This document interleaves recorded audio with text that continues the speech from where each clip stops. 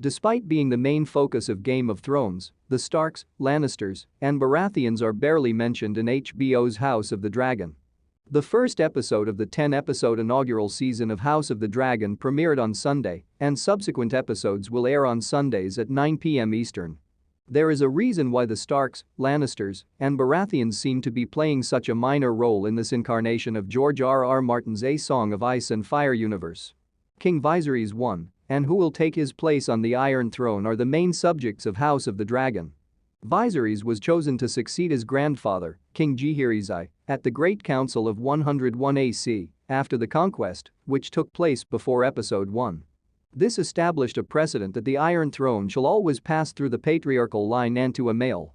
Despite the established practice, Viserys designates his firstborn daughter Rhaenyra as his successor. This was shown at the end of Episode 1, and it prepares the Targaryens for their impending civil war, which would come to be known as the Dance of Dragons. Currently, Targaryen, Valyrian, and Hightower are the three principal houses that make up House of the Dragon. Although the Starks, Lannisters, and Baratheons won't likely play a significant role in House of the Dragon right away, they will start to show up more regularly as the series goes on.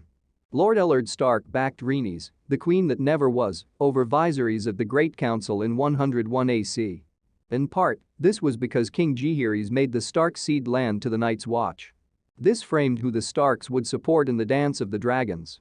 While the Lannisters have long been partners with the Hightowers, the Baratheons are likewise in the minority in their support for Rhaenys. The Dance of Dragons factions and sides are all established in this manner.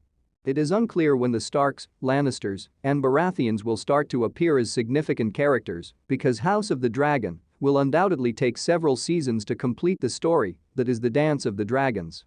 The houses of Westeros must decide between Rhaenyra and Alicent Hightower, who will later marry Viserys I during the impending civil war.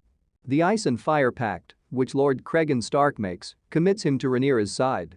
If a member of the royal family marries a Stark in House of the Dragon, he will back Rhaenyra's claim to the throne. Alicent Hightower's claim is backed by the Lannisters, who frequently occupy office on the Small Council and are led by the twins Tywin and Jason. After the death of Lord Boromund, his son Boros changes the Baratheons' support from Rhaenyra to Alicent. The significant impacts in the realm that the great houses of Stark, Lannister, and Baratheon acquired during the Game of Thrones events are a result of these events.